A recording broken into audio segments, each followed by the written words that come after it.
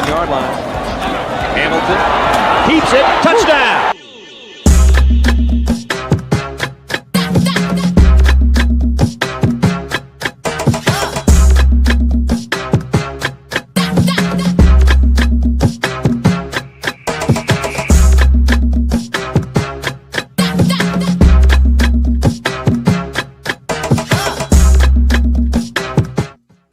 And we've got to thank God every minute of every day. Where is the show? What is going on here?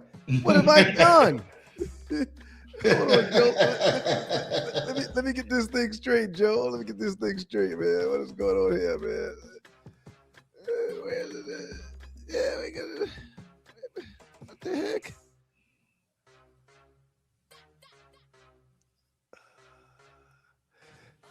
There we go, Joe. I think I got it now. I apologize for everybody that's watching in the back room back there.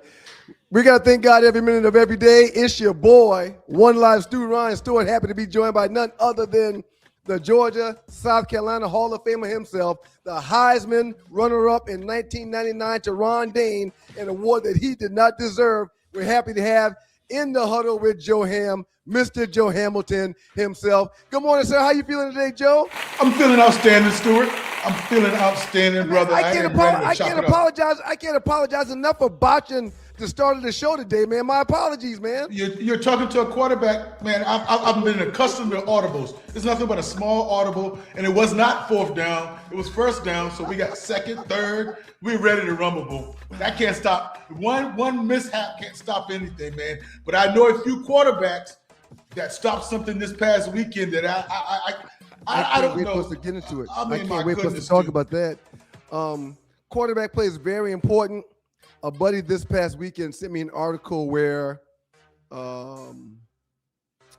Richard Jefferson from the Puppet Factory from ESPN, where he talked about how quarterback is not the most important position in sports.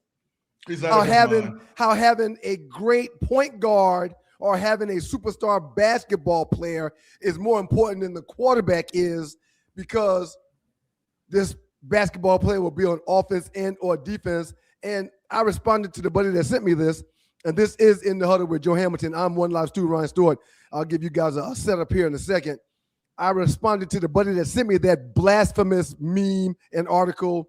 I said, how many teams have won championships that didn't have a superstar point guard or a superstar center or a superstar forward on their team? Let's see. The Detroit Pistons come to mind. As good as Chauncey Billups was, as good as Ben Wallace was, as good as Rip Hamilton was, none of them were the superstars in the league during those championship runs. They still won titles. Yeah.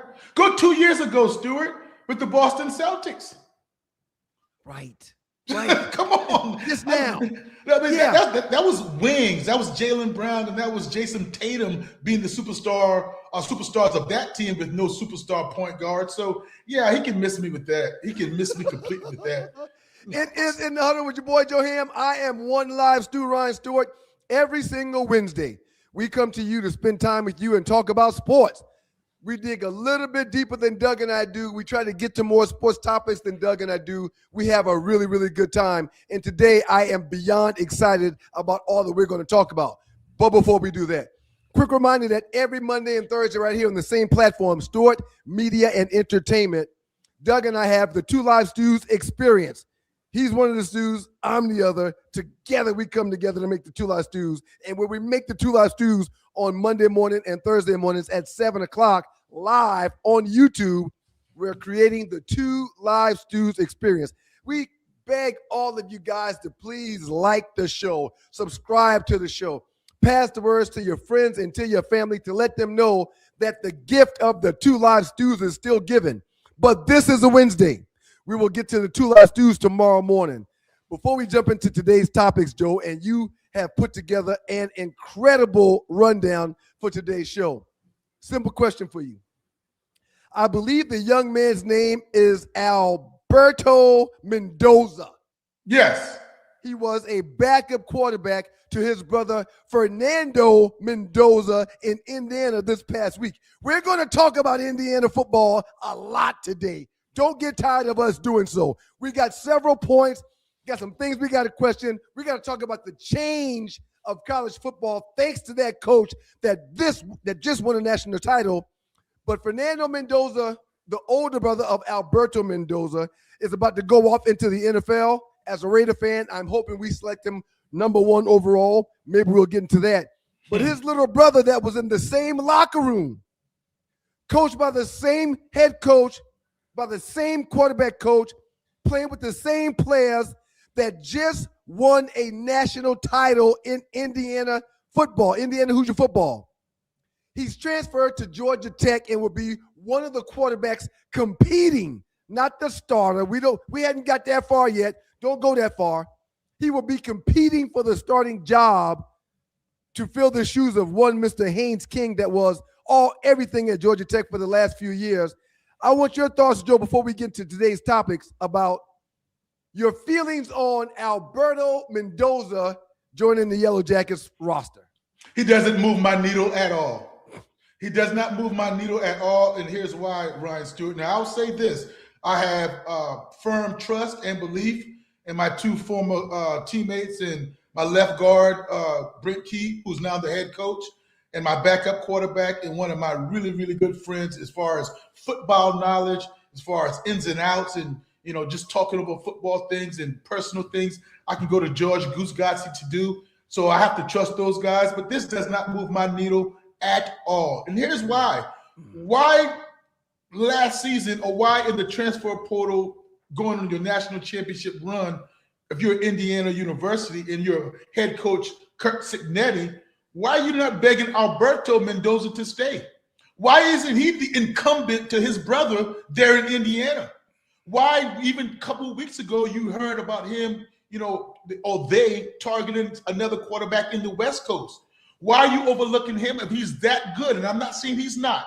I'm not saying that he's not something that, can come in there and move the needle here at Georgia Tech, because he is a high school state champion. He does have pedigree. Indiana is a Division One. Real quick, Yes, sir. 2-time high school champion. There you go. I love it. I love it. Okay. So I don't want to discredit that, but it have in the back of my mind, I'm thinking, y'all are easily letting this guy go. Y'all are recruiting on top. That's Indiana, that is, on top of Alberto Mendoza. Okay. Why? Okay. That would be my next question. Okay. And I'm so happy that we haven't heard from Brent Key, head coach Brent Key, and his staff that says that Alberto would be given the job. He should not be given the job. No, because we know that will be coaching malpractice. Let him get here in the spring and compete for a job. But that's my initial thought process right there, Stuart. Are we landing somebody that Indiana didn't want? Mm-hmm. Or he wanted to come back closer to home, and he always wanted to play closer to Miami than he is right now up in Indiana. In the Huddle with Joe Ham, I'm One Live Stu Ryan Stewart. Joe has asked the question, why would Cignetti just let Alberto get up out of there like that? Why was he free to just come on down here? Why did they not insist that he not join the portal or go in the portal? Why did they not insist on keeping him? Sir, Cignetti has changed the game. We'll talk about that in a second. But one of the ways he's changed the game is because he had the oldest team in college football. Alberto Cignetti is not an old player. He's still a young player. Alberto Cignetti is still on the porch when it comes to hanging with the big dogs. If he jumps off the porch and urinates, he's liable to get some of that urination on himself because the weeds are high.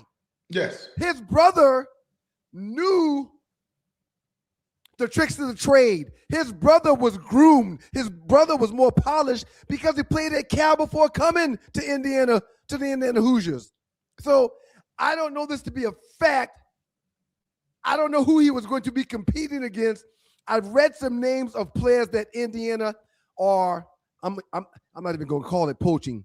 I've read the name of some players that, I've read the name of some players that Indiana is stalking. Stalking. I think these coaches are stalking these players now because they can, and I'm not saying that there's anything wrong with that, but maybe Signetti really said it's okay for you, Alberto, to jump in this portal and look for another home because we want the next guy that's closer to your brother. We want an older guy that's been there and has learned a few things, had some wins or experienced some losses. You haven't been groomed enough as of yet to be the next guy for us. We're going to look for someone else that's 22, 23, 24, or maybe even 25. Any thoughts on that, Joe? Yeah, I love where you're going with that, Stu. However, Signetti is not a developer of talent. See, that's where I understand where you're coming from, but I don't agree with it because you're in a program that your brother was just in. You know the inside and out of this offense, the scheme, the audibles, your teammates, and at what point is Signetti going to go back to the old school way of building a program? Is this just his way of starting it up? Because eventually you can't just go out and every single year going to get you a transfer portal guy with a lot of experience. Who's to say he's going to get the guy like Fernando Mendoza, his older brother, that could come in and learn a system right away and have the moxie? You know about the pedigree. You've seen him in the locker room. You've seen him around other players. That is my whole point, is that you know all about Alberto Mendoza, and I'm not saying he walked.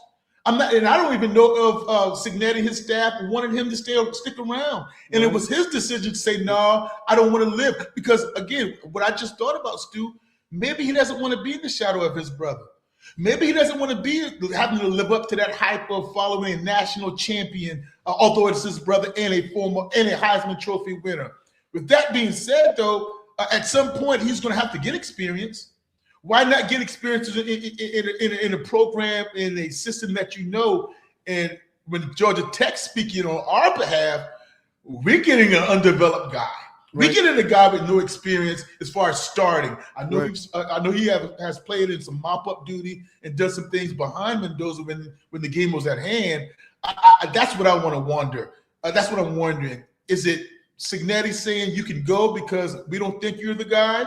He wanted to get out there really, really quickly, or Georgia Tech might have upped the ante in the pay. We have to put that in the scenario now like we never had before. And again, neither one of us, you or I, have deemed this guy the next starter for the Yellow Jackets. No, sir. He is going to be in a fierce quarterback competition with our new offensive coordinator that has been in the National Football League, that has coached quarterbacks, that has coached tight ends, that has coached other players on the offensive side of the ball. My question to you is this. I don't want the people listening to In the Huddle with Joe Ham right now to think that you're downplaying the significance of a player that just won a national title.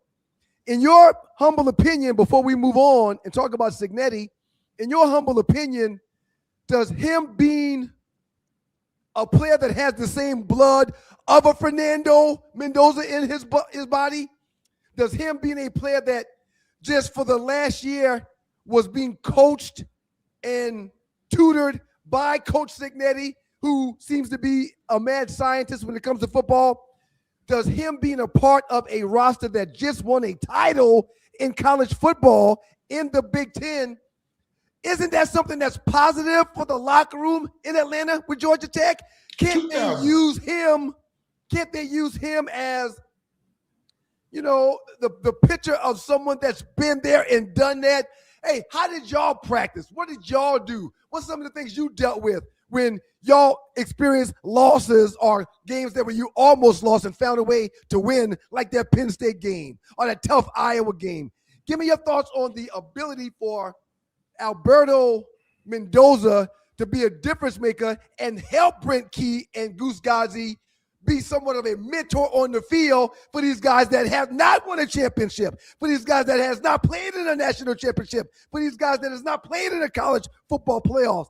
I think this is a tremendous move for the positive for the Yellow Jackets.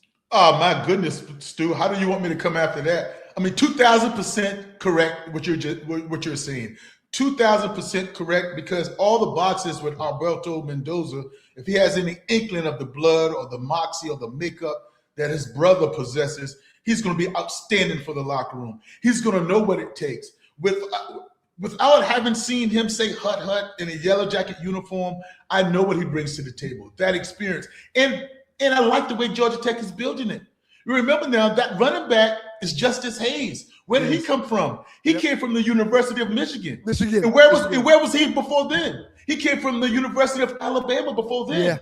So those guys know how it goes. Not to say Georgia Tech had a problem in the locker room and didn't know how to practice, but the winning culture. We do know that Georgia Tech got up won 8 games and lost none 8 games into the season. What happened?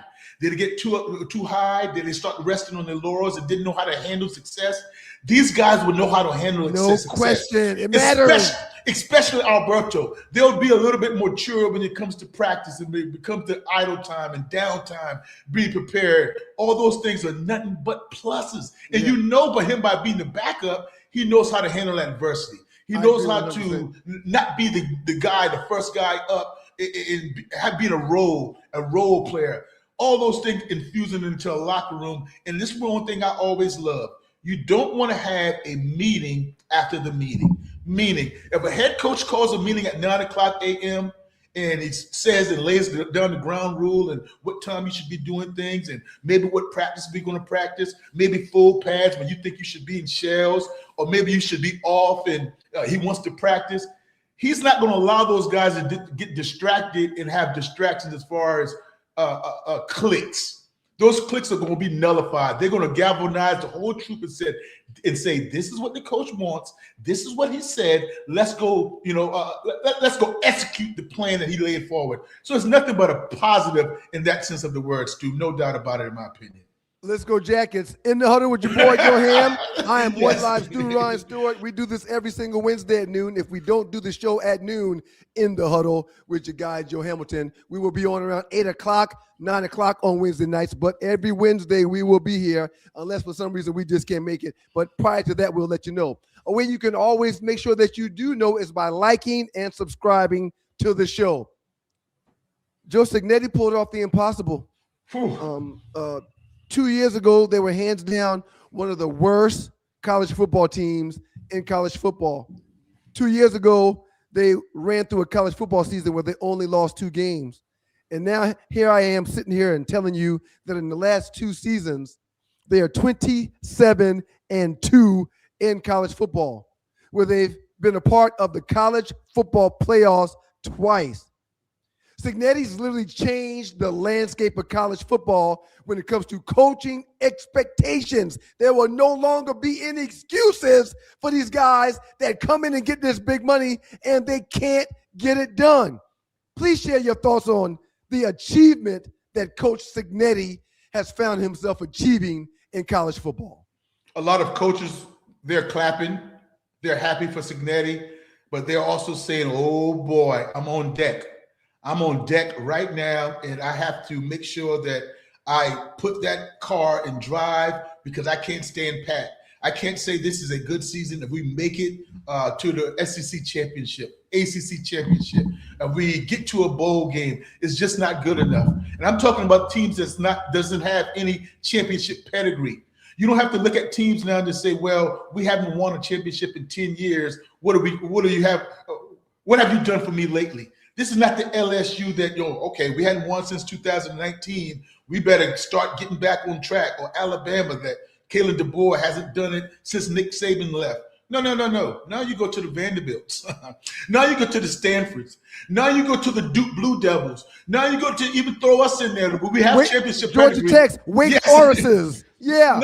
Now you throw everybody in there. What is your excuse? Because this is perennial losing territory when we think about Indiana football. And that's history. That's not us guessing about them. That's history. Now, you're going to tell me that Indiana has more resources than everybody else? No, they don't. They're taking advantage of what was given to them, what is available, and scouting. Dare I say scouting in college football, Stu? Can I say scouting? You most certainly can. Can I say build a roster the right way? You most certainly can. Can I say divvy out the money to the right players and not having one lump sum go to a quarterback or one lump sum go to a defensive end or a wide receiver, but spreading that money out kind of evenly to build an entire roster that buys into my program? What he did and how he won is football 101, Stu. It's boring to when I tell you that they won the time of possession like they did all season. It's boring for me to tell you that they won the penalty game, that they had less penalties than Miami did and than any other opponent in the college football playoff during the season. It's boring when I tell you that they're going to run the ball more than you're going to run the ball. They're going to run it successfully and stop the run. That's too boring. It's too boring for me to tell you that they're disciplined, because where's the flash? We want flash in this microwave society. They did not give us that. They gave us consistency, and it's going to be hard to beat. And dare I say, as I was doing my research or doing my thoughts or just put my thoughts together to talk to you this afternoon, Indiana's here to stay. They're here to stay. And I'm not talking about here to stay that they're going to be in the national championship here every year. They're here to stay because they have a coach that's not going to try to be like any other organization, any other program. He has a blueprint. He had a blueprint at Elon. He had a blueprint at JMU, James Madison. And he had a blueprint and a confidence coming in to Indiana when he said, I win. Right. You don't know, if you don't believe Google me.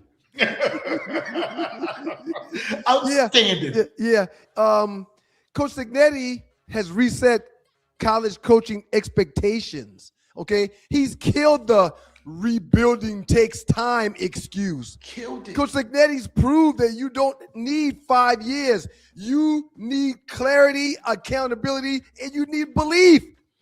You don't need perfect recruits. I'm not waiting for a full roster that turns over. I'm not waiting for years of culture building talk. He's showing you that, hey man, those are all excuses, and now there's new expectations. Coaches are now judged on impact, not patience narratives. Sir, it's absolutely amazing how Cignetti has set clear standards when it comes to practice and tempo and accountability, effort on every single rep. In that game on Monday night, you didn't see one guy making a tackle on any given play.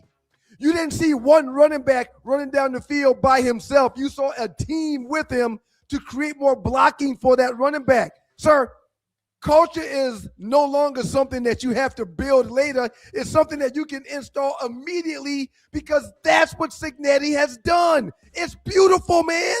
I absolutely love it, man. I absolutely love it as well. Stu, you mentioned culture, and one thing I always watch, I look for when somebody makes a mistake. I look for when somebody does not do their job. Did Indiana have some mistakes? Yes, they did. Yes. They had starts, missed tackles, frustration, not picking up assignment in the blitz protection, blown coverages, so to speak. And every time I looked at one of those players, they was doing this number after the mistake. Yes, right. Picking as though and back. There was a crucial illegal procedure or offsides on the offense at the end of that drive before the touchdown was scored by Mendoza when he dove over the line. The offensive tackle or offensive guard on the left side moved and backed them up 5 yards, which is ultimately why they ended up kicking a field goal and not getting the touchdown. That's right. But what did that offensive lineman do after that flag threw? He looked at the sideline and did this. That's on me. That's on me, coach. And he clapped. His old lineman started patting him on the back like it's okay. It was beautiful to see, man. He's provided or shown his team how you can have confidence without apologizing. Cignetti did not ask for permission for his players to believe. He came in there like, listen, in his team, in his system, and in his staff, we're going to encourage you to simply believe. Don't look at logos. Look at what's in our locker room. That's all that matters. Hey, man, you got me so fired up. Stu, let me carry you through a sequence that changed my thought process and what I love when coaches get a week or week and a half to prepare. In the Huddle with Joe Hamilton. I'm your boy, One Live Stewart, Ryan Stewart. He's Mr. Heisman runner-up himself, Joe Hamilton. Go ahead, Joe. I'm listening. The wrinkles. You heard Cignetti talk about now on the 4th and 5 quarterback draw. You heard him and Fernando Mendoza talk about they did not have that play in before.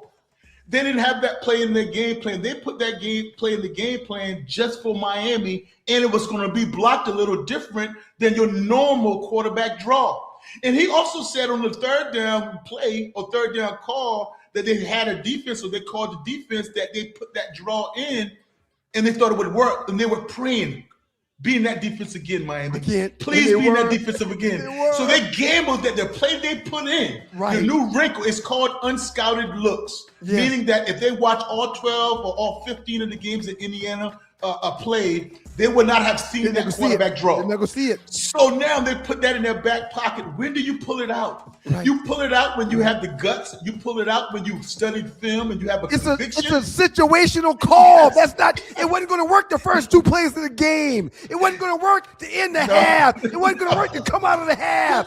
It was a situational call in that red zone when they had to have it. We're going to give you this look, which is the look we've ran several times throughout the course of the game, but you've never seen this play all season. I love it.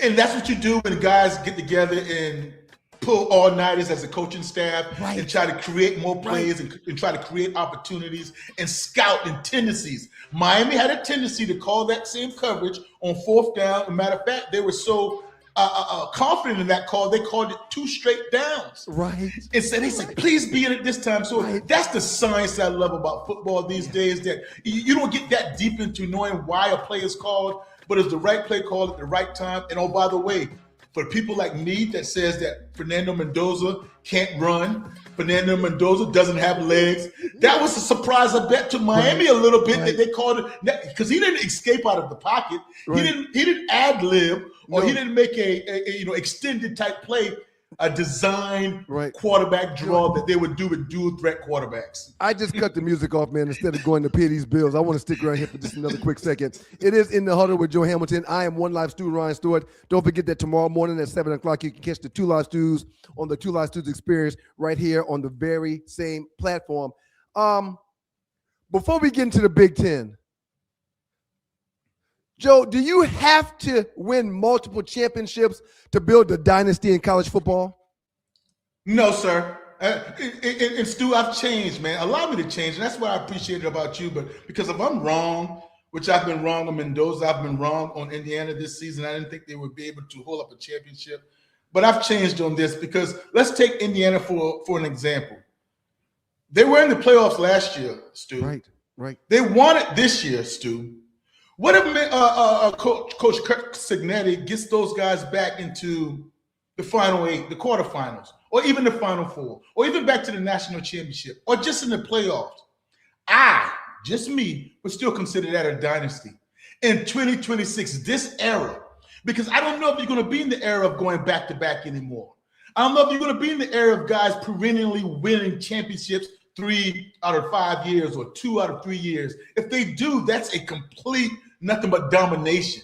So what they've done and what they're putting together now, if he was to continue to just be or make noise in the Big Ten, all right, being in the championship or winning Big Ten titles and having his team represent the Big Ten in the college football playoffs, I think that's on the way of building the dynasty, in my opinion. It's not about holding up the trophies. What say you, brother? I do think that a dynasty can be built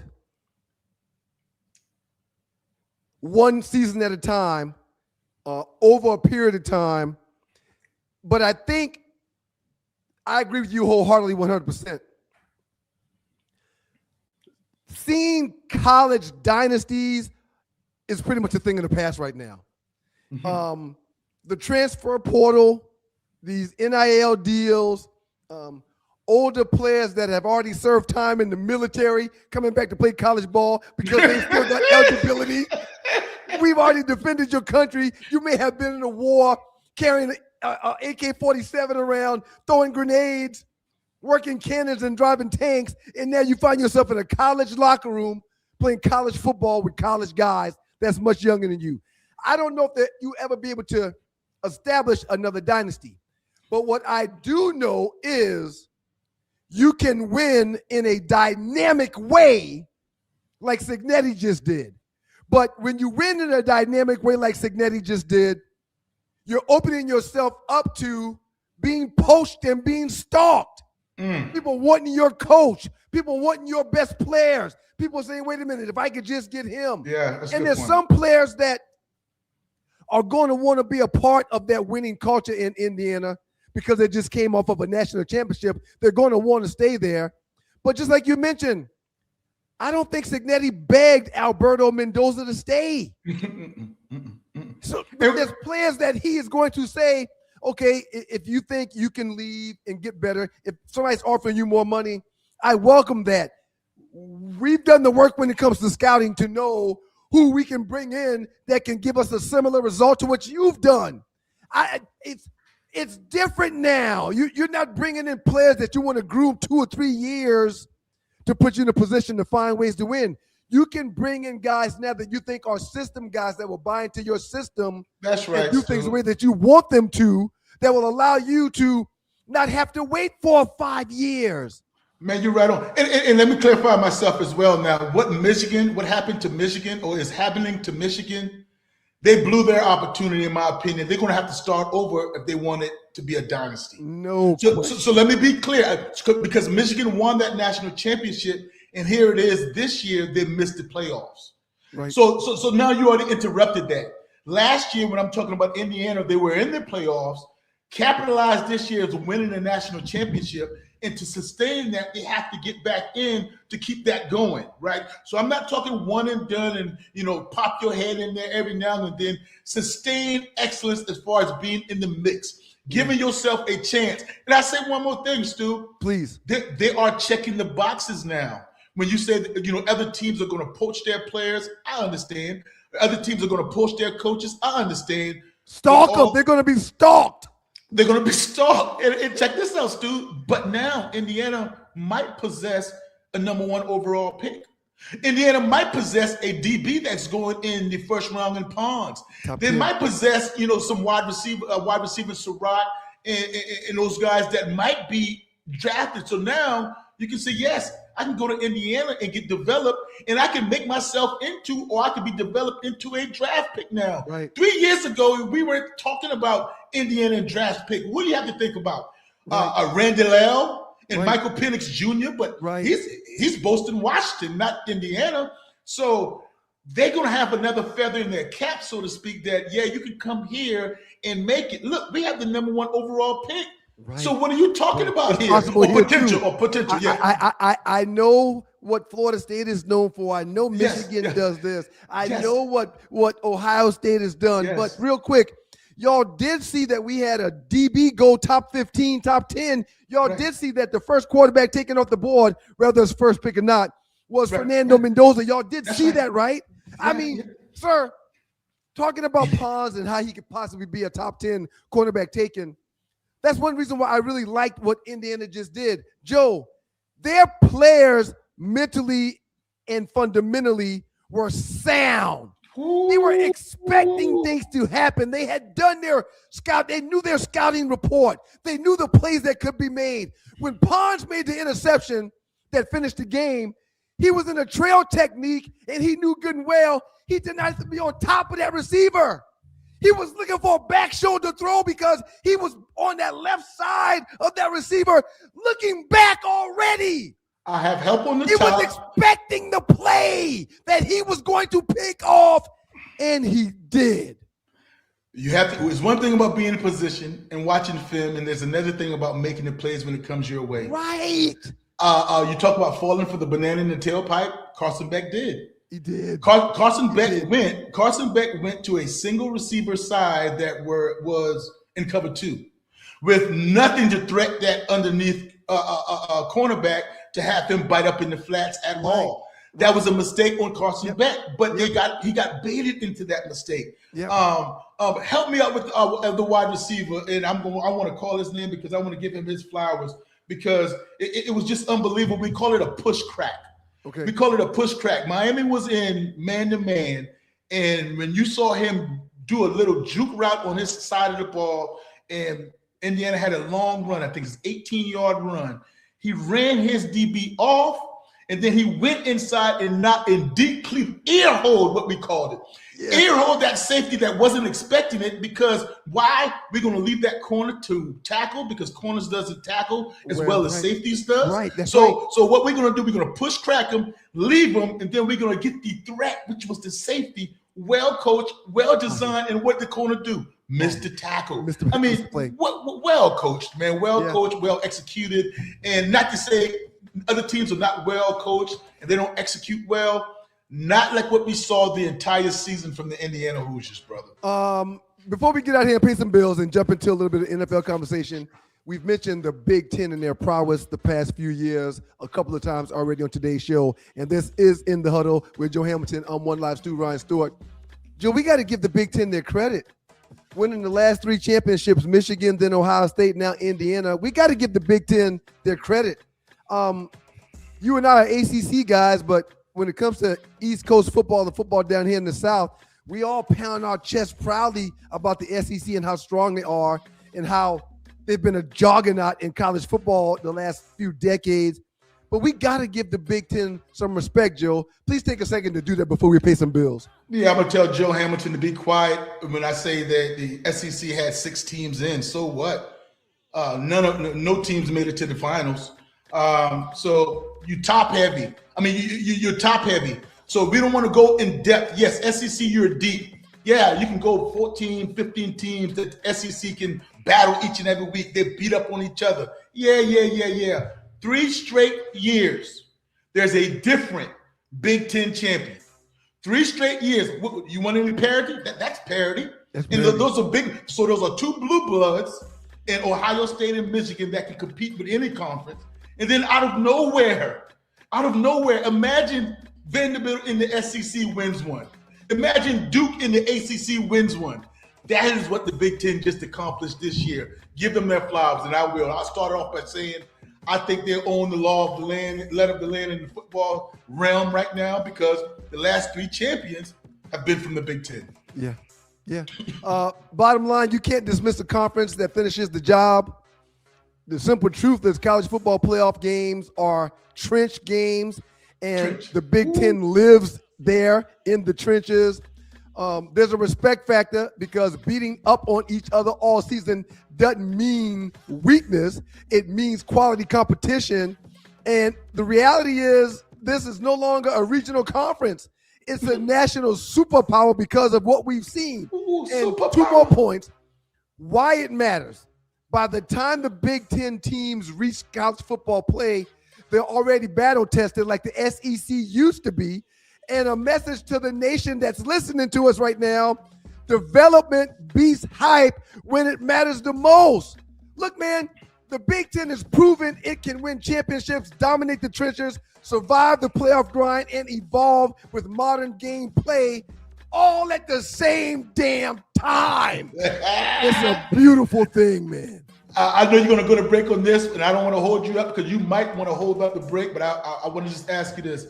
In 2 seasons. No, if we didn't have so much good NFL to get to, we could stay on this for 2 or 3 hours. But what took place last weekend has to be discussed and talked about. In 2 seasons, my brother, in 2 seasons, can I dare say, or I'm asking, Cignetti, has he taken over Dabo Swinney, best coach in college?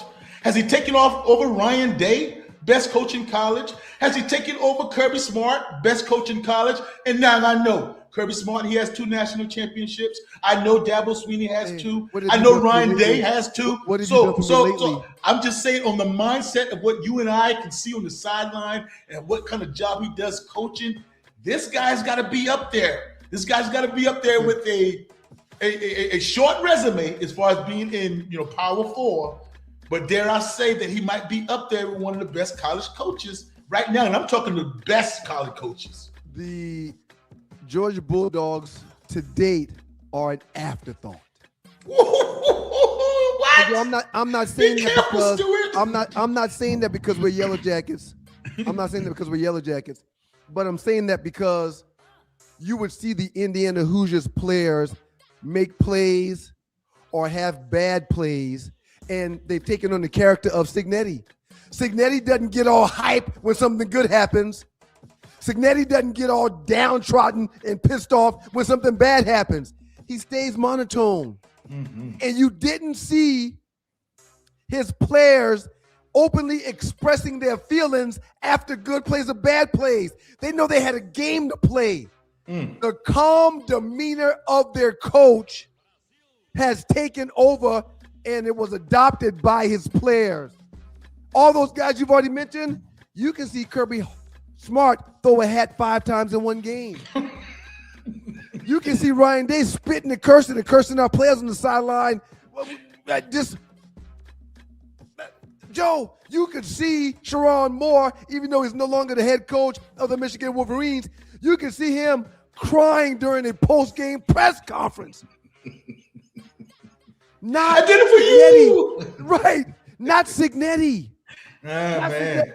So, yeah, man. He's the top dog right now.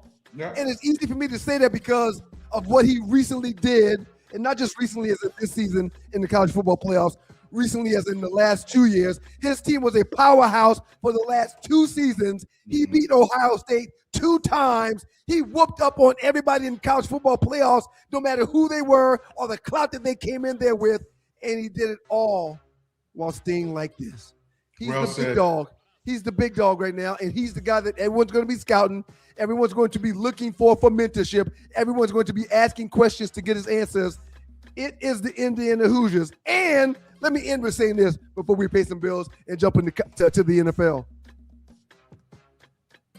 It's not guaranteed that he gets back next year because of the amount of turnover that is going to take place, not just within his organization, but in all of the top organizations, in all of the bottom organizations. We got raided in Atlanta at Georgia Tech. But while being raided and losing premier players and coaches, I feel like Brent Key has brought in replacements that are better than the players that have left. Mm-hmm. I think he brought in an offensive coordinator in Goose that is better than Faulkner, who has left. I question Faulkner sometime when it comes to in-game situations and cuteness and being too pretty. I think Goose is going to be a hard-nosed football that is going to adapt and change on the fly. I'm not waiting until halftime to make a change or change a package. It needs to be done now before the next series, like Signetti does. So, yeah, man, I'm excited about where college football is headed. We're seeing parity at the top and at the bottom. You can't come in here saying it's going to take a big dominating logo to get it done. No way. What was just done in the last 2 years with an organization that was one of the worst in college football. And I have no problem, Stu, and I have no problem with how it's done both years, back-to-back years. We know that Ohio State bought a championship. They did. Okay, $20 million, that is documented. $20 million. Yep. Indiana didn't buy it. Yep. They didn't buy it that way. Now they went and got other players in the NIL and transfer portal. And they spent money. They spent money too. Yes, but they didn't buy $20 million. You can't go out and say they bought their players. Agree. Okay. Up next in the Huddle with Joe Ham on One Life Stu Ryan. Stu, thank you for being here. Like, subscribe, pass the word. We will read a couple of messages before we get out of here. We're already making plans right now to go over 1 o'clock. It's okay. We got a lot to get to. We'll jump into some NFL talk up next. Y'all keep it locked to your guys, the Stews, One Life Stew that is, and Mr. Heisman runner-up himself, Joe Hamilton, is in the Huddle with Joe Ham. Keep it locked. Listen, I played in the NFL. I've taken enough shots to last a lifetime. And let me tell you this, taking a shot just to lose weight, that's not a smart play. That's why I roll with Brain IQ. The all-natural weight chews cut cravings, boost metabolism, and sharpen focus. No needles, no chemicals, no crash. Just results you can chew on. And Brain IQ is not just about weight chews. They've got a full lineup of all natural products to keep your mind sharp, your body fueled, and your health on point. Skip the needles, choose natural. Order now. BrainIQHealth.com/REF/1LiveStew. Brain IQ, choose smart, natural, built for results.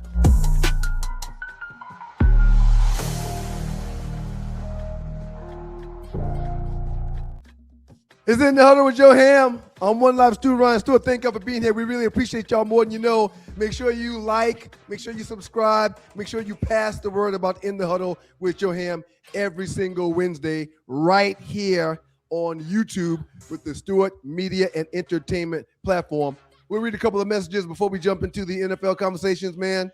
Let me get that music out of here, Jill. Give me 1 second, man.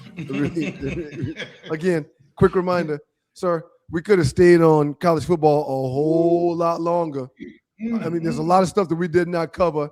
Shouts out to Marvin Childs, undefeated Heisman national champion, says a lot. And if he gets the triple, the triple factor with the number one overall pick, it's going to say a lot about the validity of what's going on in Indiana. Mendoza played good football. Miami going 3 of 11 on third down conversions really hurt them. But yes, that did hurt Miami. However, we can't fault Indiana for that. DJ Chuck 4459 says, smart decision at Fly Tie. I don't think he wants to get overshadowed by his brother's success. I agree with that too. Mendoza staying where Mendoza is just leaving is going to put pressure on the Mendoza that's still there. You're not the size of your brother. You don't have the arm of your brother. You don't do things as fast as your brother. Let me get a clean slate and go someplace else. Everything to your brother, which was undefeated, magnificent, Heisman Trophy. And although that's your brother and you want everything he's got coming his way and you love him, all the accolades, that's hard to live up to, man. And you know what? Are we going to expect that in Yellow Jacket Nation, Stu? Right, we are. You're damn right we are. I said it earlier. You're bringing in a player that has the same blood of a Heisman Trophy winner. You're bringing in a player that has the same skill set of a Heisman Trophy winner.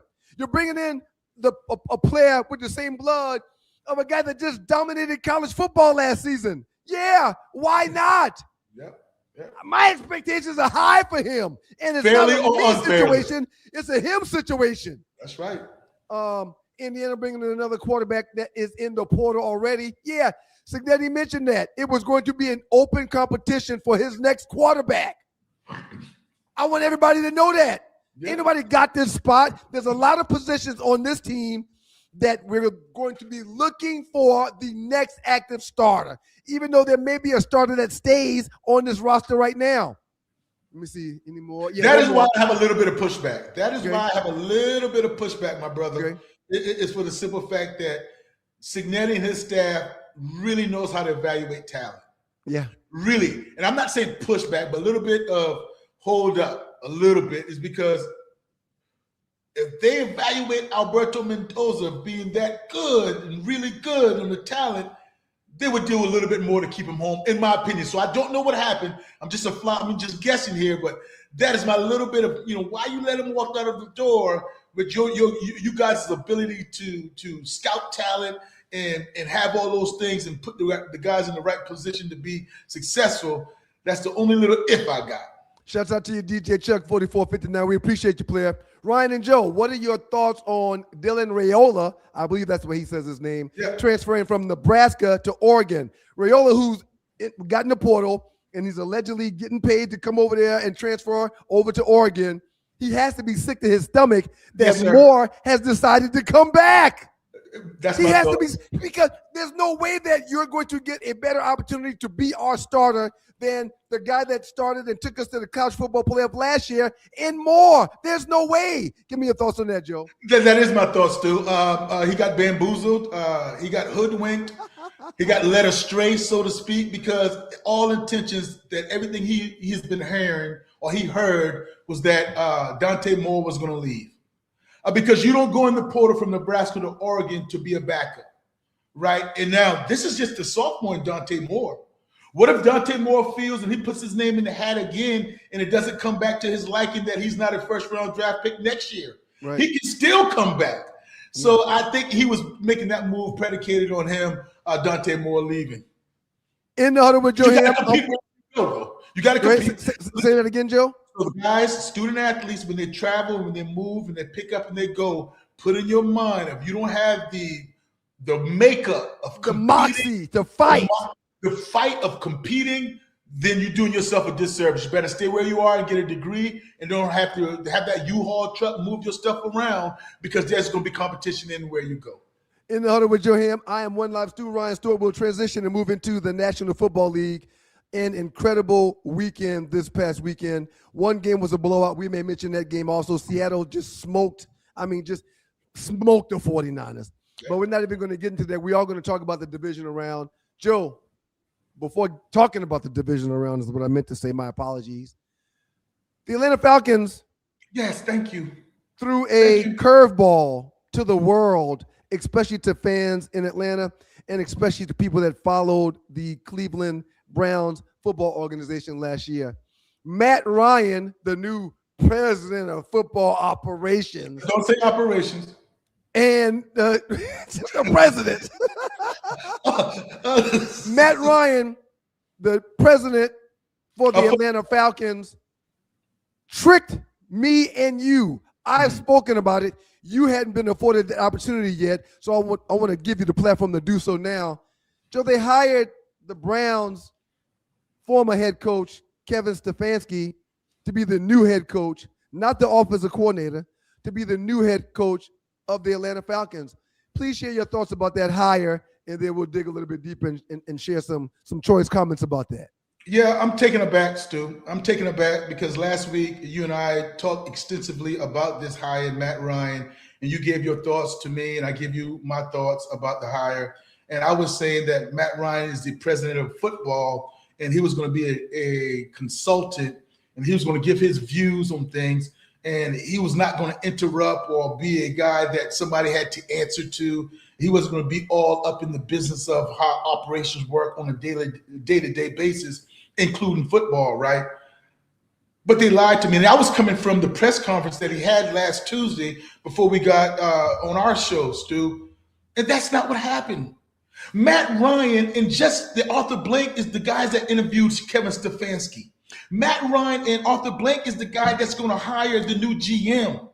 It wasn't that they were going to run something by. I thought they were going to run things by Matt Ryan and see his 2 cents. Or what do you think about this? What's your gut feeling? That's not the case. Matt Ryan hired Kevin Stefanski. So I felt that I was lied to in that press conference that way he wouldn't have that much of say into it. Who else? You don't have anybody else in the building. Rich McKay got demoted, right? So it's not Mitch McKay. Greg Beadle, the president of operations, he's not in that meeting of hiring a new head coach. So it was Matt Ryan. And I don't like it. I don't like it as far as not even Stefanski, my brother. I'm not talking about that. I don't like it, the fact that Matt Ryan 3 weeks ago was in the booth. And all of a sudden now, I know he's smart, and all those type of things, I give it to him. I'm going to give him his opportunity to succeed. But what about hiring in 3 weeks? You know how to hire a head coach? In 3 weeks, you know how to hire a GM? You've done your due diligence while you had a full-time job with CBS this past season. So you were thinking about general managers, you were thinking about head coaches that would fit the Falcons prior to getting that job that you – man, come on, man, cry me a river. Cry me a river. And Stu, I hope I don't sound like I'm wish-washing or flipping from last week. Last week I had a stance that I didn't think Matt Ryan was going to be in a situation that he was going to hire folks the way he is now.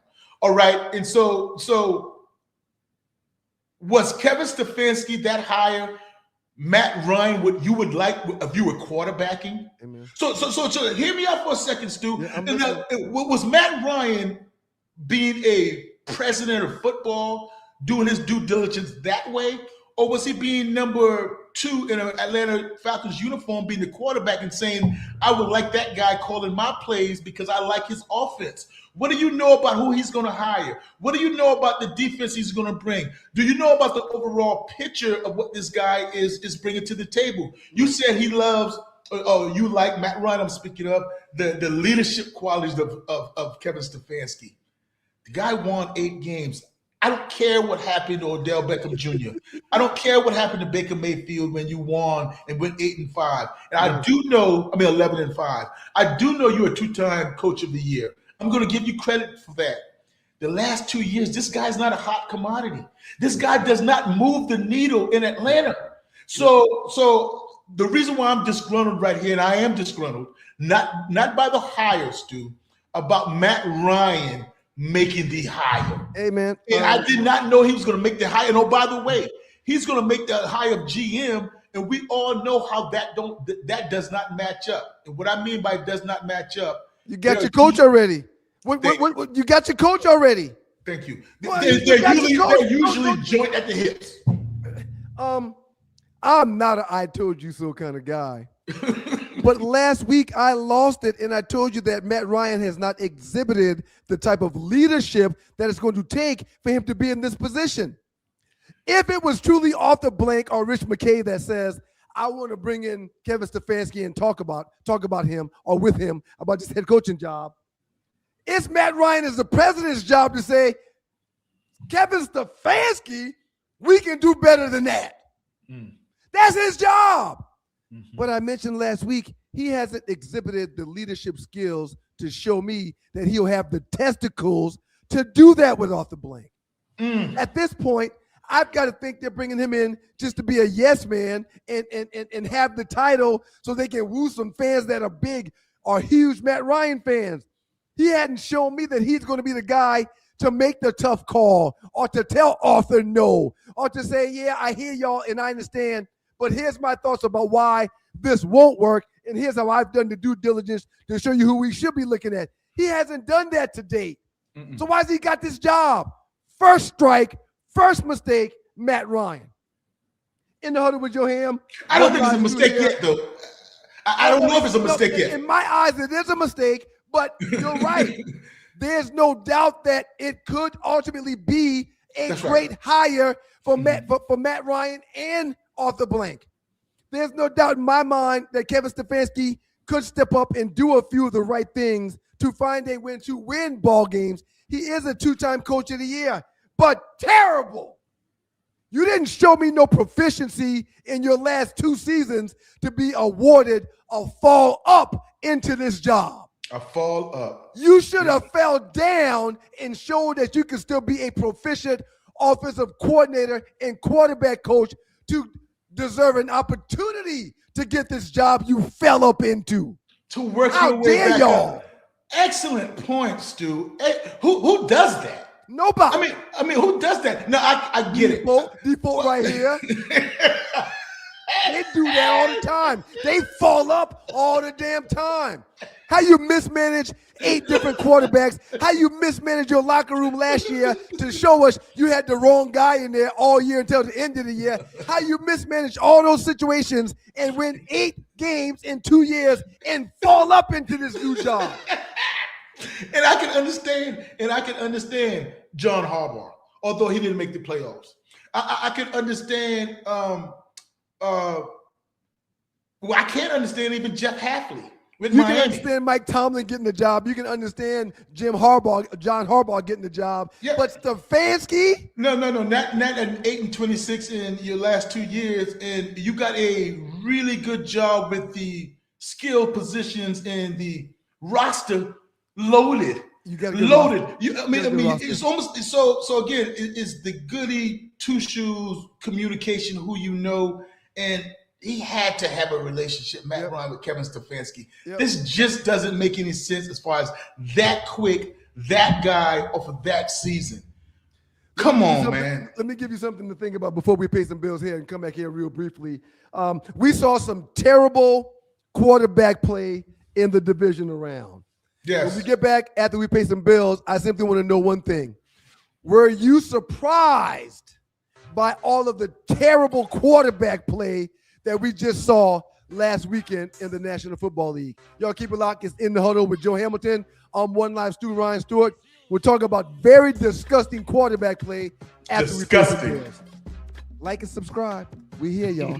Needles, man, please. I retired from those when I hung up my cleats. Why get poked when you can snack your way slim? Brain IQ chews are all natural, taste great, and keep you in the game. Shots hurt, chews work. BrainIQ.com/REF/OneLiveStew. BrainIQHealth.com/REF/OneLiveStew. Brain IQ chews. Smarter than shots, stronger than excuses.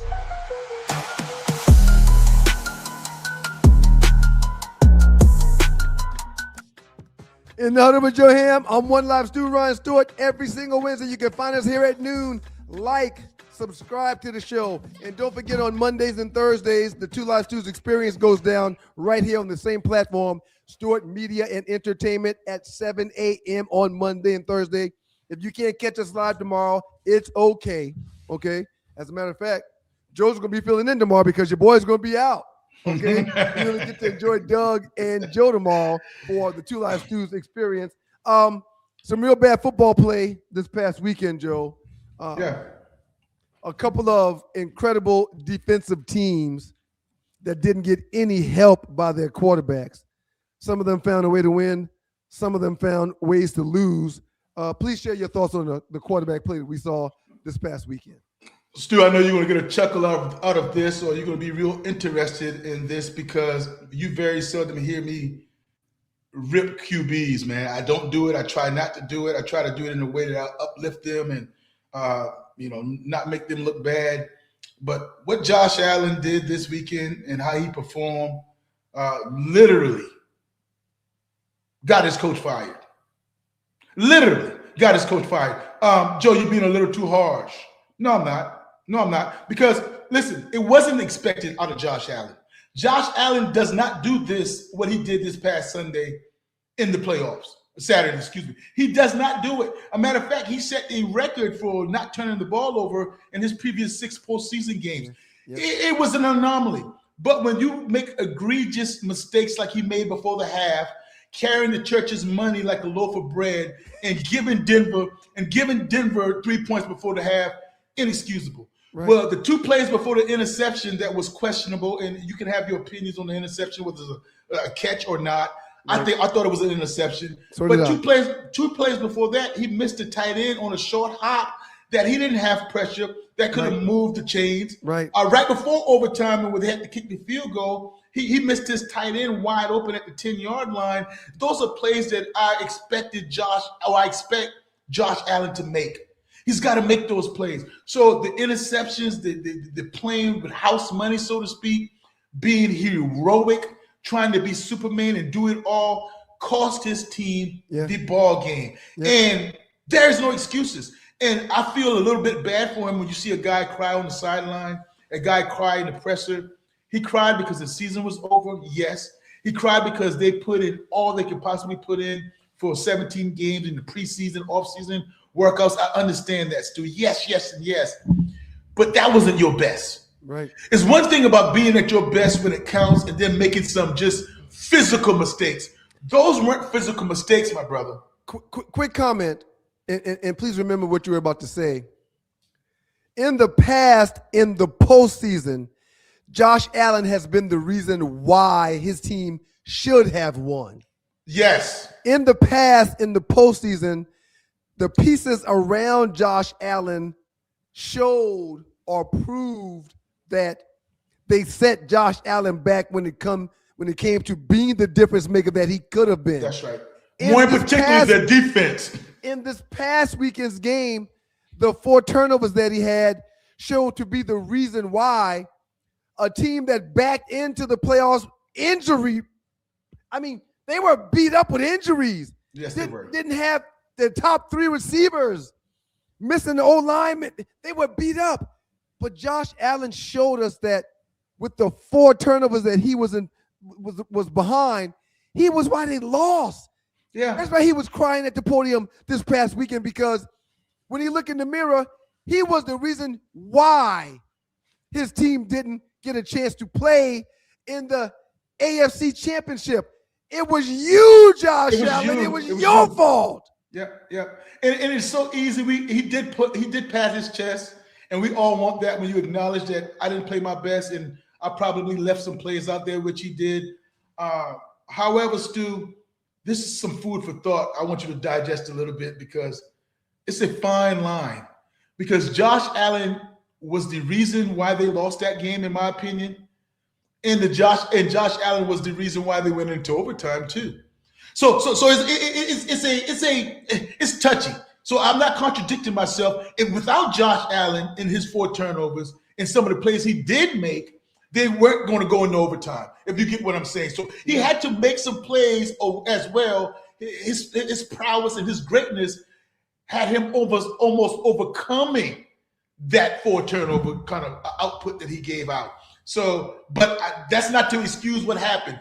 That game was solely on the shoulders of Josh Allen and his inability to make a play down the stretch and not protecting the football in a game where his defense played pretty good. And we don't even want to talk about the pass interferences and some of the calls that were or were not made. We're talking exactly just about Josh Allen and what he did. Now, go ahead. Crazy stat before we move forward. Prior to last weekend's divisional round in the postseason, teams that had 3 turnovers or more in a divisional round, they were 1-85 when it came to getting victories. Whoa. Teams in the divisional round of the playoffs that had 3 turnovers or more were 1-85 prior to last weekend. Now, thanks to last weekend, teams that had 3 turnovers or more in the divisional round are now 1-87. Thanks to C.J. Stroud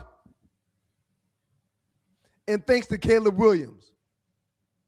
C.J. Stroud struggled mightily in the Texans' 28-16 loss to New England, throwing 4 interceptions in the first half alone.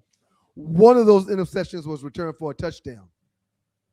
Across 2 playoff games, and I'm harping on this because we talked about C.J. Stroud specifically last week. Didn't we? Across 2 playoff games, he ended up with 5 interceptions and 5 fumbles, making an unwanted NFL history for turnovers in a single postseason with 10.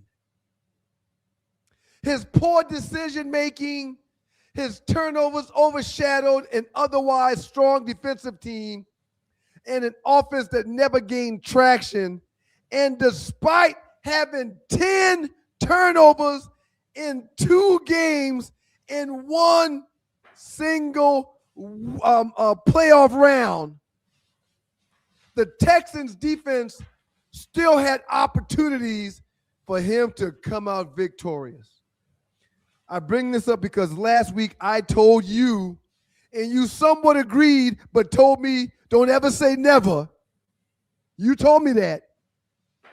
Last weekend I talked about how there's no way after the terrible game he had in the wild card weekend preceding the divisional rounds, there's no way C.J. Stroud will play as bad as he did to set that Texan defense and team back again. I said, Joe, there's no way. And you said, Thank you. Don't say that. Thank you. But I do agree somewhat that he can't possibly play as bad as he did in the wild card weekend. Joe, do you believe what we saw in the divisional round from C.J. Stroud last weekend? Not that bad, Stu. Not that bad, my friend. Not that bad. I remember specifically us talking about it. And the reason why I picked the Patriots because I didn't think that C.J. Stroud was going to get over it. I thought that he was going to be able to minimize the turnovers a little bit, but not get over it. And that's football. When he showed the world is football malpractice, quarterback malpractice, Stu. And I'm not saying this lightly. When you spend a whole week, like the coaching staff and his head coach spent, after you had a turnover fest or turnover feast against the Pittsburgh Steelers. That's all they talked about is ball security. All they talked about was, hey, you got a defense that all you have to do is reserve the right to punt. Make sure you end each drive with a kick. Either it's a field goal or a punt. Last week. You said that last week. Yeah, and we'll be fine. We'll be fine. But this guy looked like a shell of himself. This guy was wide-eyed. This guy was antsy, jitterish, looking at the rush. And throwing the ball. And I'll take one back if you want me to. The ball that was through the guy's hand a little bit high. If you want to say that was on the receiver, I'll give you that. So cool. You threw one behind the guy.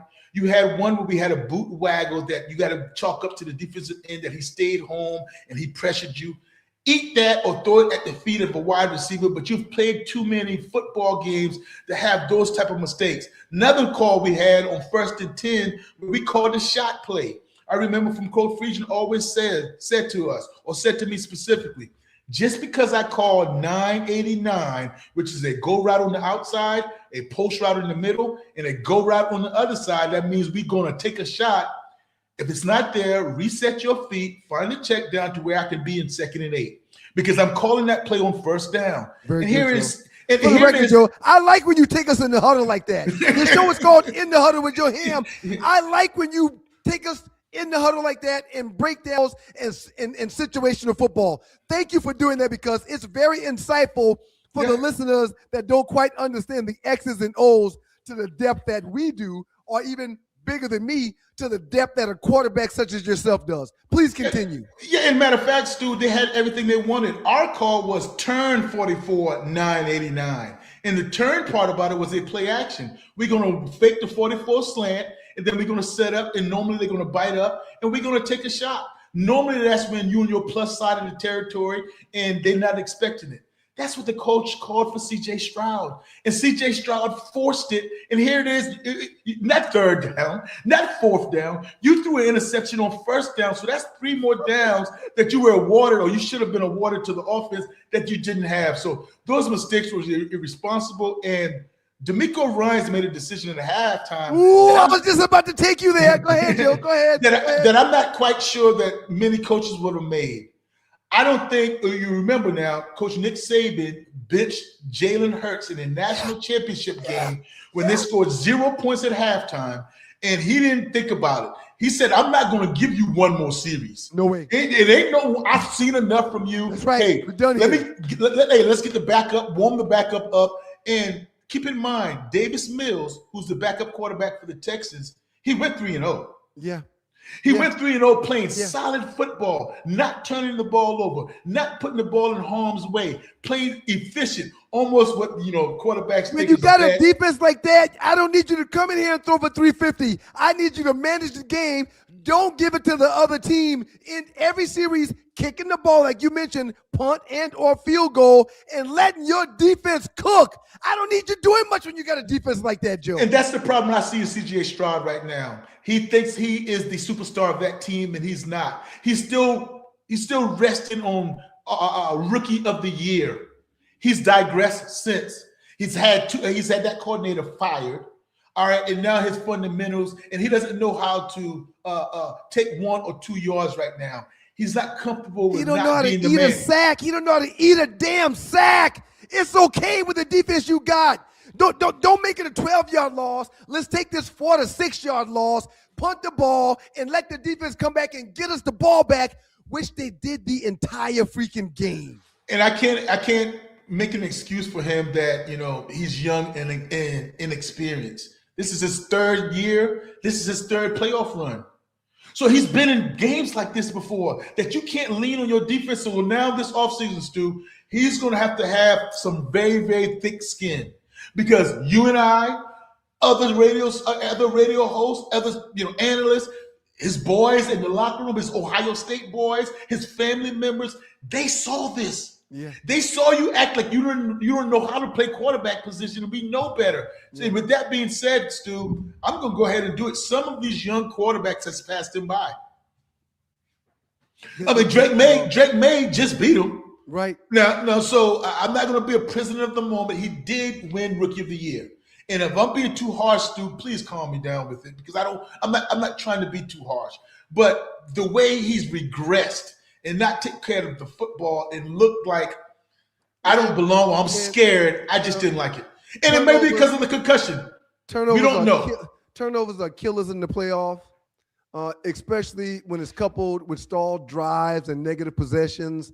A quarterback who can't protect the football puts enormous pressure, not just on the defense that he's got. It puts enormous pressure on the rest of the entire football team. Joe, after the season he had, after the game he had in the wild card series, if I'm D'Amico Ryans, there is no way in the hell I'm allowing him after halftime to come back out there and lose no game for me. Especially as you mentioned, Mills, his backup, went like he won 5 games this past season while CJ was out. Oh, good. There's no way I would have allowed him to come out and be the starter. He looked like a deer in headlights. Do you agree with D'Amico Ryans allowing that guy to play the entire second half, or would you have made a switch also? I would have to make a switch because of what you just alluded to. Not that I'm making a switch and going to Jarrett Stidham, and we'll talk about that. Jarrett Stidham hadn't thrown a pass this entire season. Right. So that's another thing. You hadn't seen what he could do as a backup. Stidham hadn't thrown a pass since 2023. Whoa. Not in a game. Yeah, I believe my research tells me that. Oh my God. So that's a different situation. So you go into a backup that's really not in regular season form. The speed of the game is not there. But Davis Mills came in. He was a part of that 10-game winning streak. Yeah. Remember, the Texans were on a 10-game winning streak with Davis Mills just playing fundamentally sound football, making sure that I'm going to take it when it's there. If it's not there, I'm not going to force it because why? I have an all-world top 2 defense. Yeah. Yes, I would have made that move. And I know about a quarterback being fragile. I know about the mindset of C.J. Stroud going forward that you might, kill that spirit. But that's something I would have to deal with in the offseason, which he's dealing with now anyway. But I have to do what's best for my team to win a ball game. And although he didn't turn it over in the second half, it was a little bit too late. He didn't have the confidence to go out there and say, we're in this ball game. Let me make a few plays. Yep. No way. And that's a different line. That's the fine line between quarterback play. Because when you look at Caleb Williams in the Los Angeles Rams game, you might say, and everybody else might say, whoa, did you see that pass 55 yards in the air off the back foot, almost like a fadeaway jump shot? I've never seen anything like that before. I haven't either. It was amazing. However, just like I alluded to it earlier, was he the reason why they were in some of those situations? Yeah. You threw a pick in the cover 2 to where nobody was in the flat early in the second half that cost. I'm not gonna blame you for the interception when you went for it on 4th down on the first drive of the game. Some of these coaches now, I don't know about the points and the field goal kickers where they're allergic to just taking points. I don't know. But that first interception was on 4th down, way deep in the red zone, so we can treat that just like a punt. The second one you threw in the double coverage and the sinking cover 2 cornerback, that was a force. The last one you threw, whether DJ Moore should have crossed the face of the quarterback or the cornerback, or he needed to cut that route off more, and he needed to bust his behind to get across that field to get to that ball. He looped that route off and made that route longer than it needed to be, and he did not bust his butt on that entire play to get to that damn ball. Receiver DJ Moore. Yeah, Stu, that's questionable. And I totally respect you and your way of seeing things like that.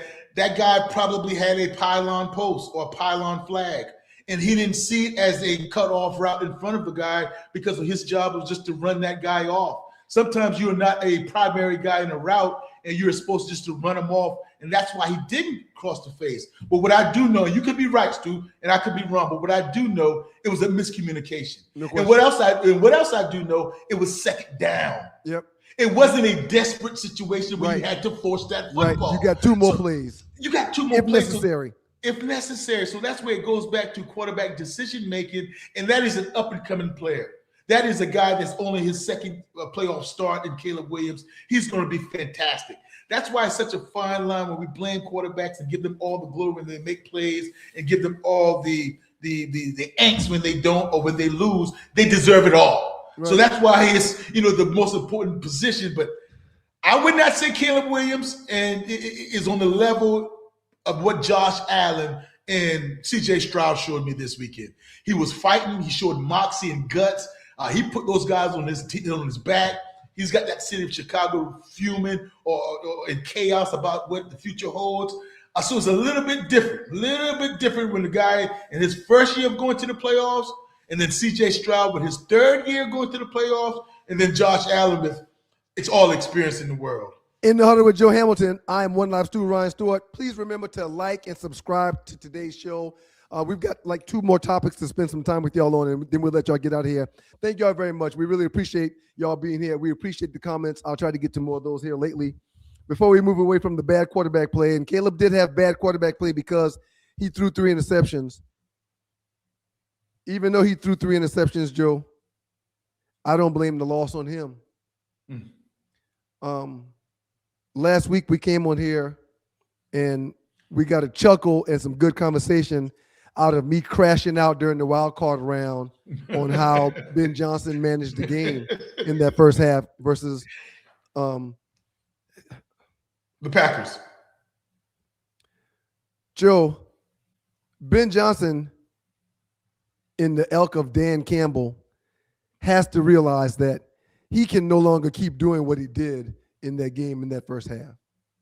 He passed up on 6 points in that first half, going forward on 4th and 3 one time down in the red zone, or 4th and 2 another time down in the end zone. And then at the end of the game, after Caleb makes a heroic throw to get them in a position to, if he goes for 2, they've got the momentum, and the other team is now destitute and downtrodden and hanging their heads. If he does go for 2, that's a perfect opportunity for him to do so. He can't take those points off the board like he did in the first half for his team against a good team like the Rams. He can't take those points off the board, and then when his team turns around and loses by 3 points, we blame it on Caleb's 3 interceptions. No. If the coach takes those points in the first half, you've got an entirely different ball game being played in the second half by the Rams.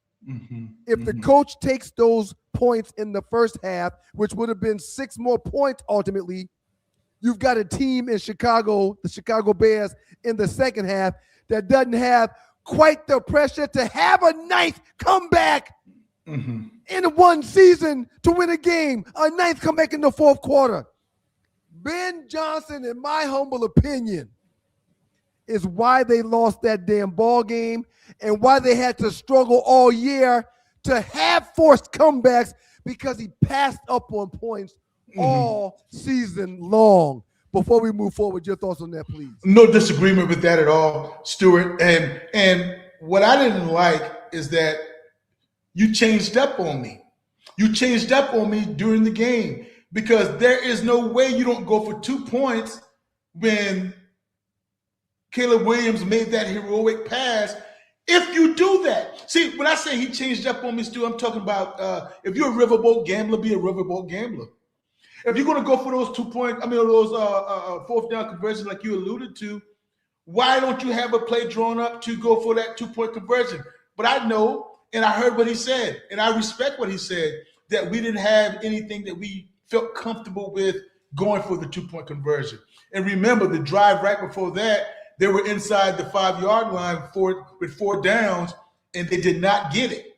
So maybe that was in his head when they went for it, and that they didn't quite feel comfortable with a 2-point play, which is hard to get. But you're an offensive coordinator, a genius, what some people would say, and I think you have done a very good job in your first year. I love him. I love him. I love him. Despite this, I love him. Yes. So you're not a conservative coach. And you weren't conservative in that ball game. All of a sudden, with the momentum and that stadium going wild, you decided to be conservative. And I wouldn't say that cost you the game because the defense did get a stop in overtime and y'all did have a chance to win it. But all those little things add up. What are you trying to portray? Are we going to always be the aggressor? Or sometimes we're going to fall back and be, have things happen to us. So that is right, and I cannot disagree with that, Stu, at all. I will not lie that at the feet of Caleb Williams. More so I will lie at the feet of Ben Johnson, the head coach. Before we move on, it is In the Huddle with Joe Ham. I am One Live Stu, Ryan Stewart. If you're a leader in that locker room, if you're a franchise player in that locker room, do you talk to Ben Johnson about that in an open forum in front of the entire team after that game? Do you wait and have a conversation with him one-on-one in his meeting room after he addresses the team? If you're a leader or one of the players on that team that may not be on the roster next year, that won't be afforded the opportunity to go into the NFC Championship ball game, do you pull coach to the side like, hey, man, what the hell was that? Or is that par for the course, just something you got to deal with and eat because he is the one that's running that program? No, it's not par for the course. But, Stu, it does not happen on that night. It does not happen right then. No way, Jose. I don't care if you're Caleb Williams. I don't care if you're a Grady Jarrett on the defensive line, a 10, 11-year vet.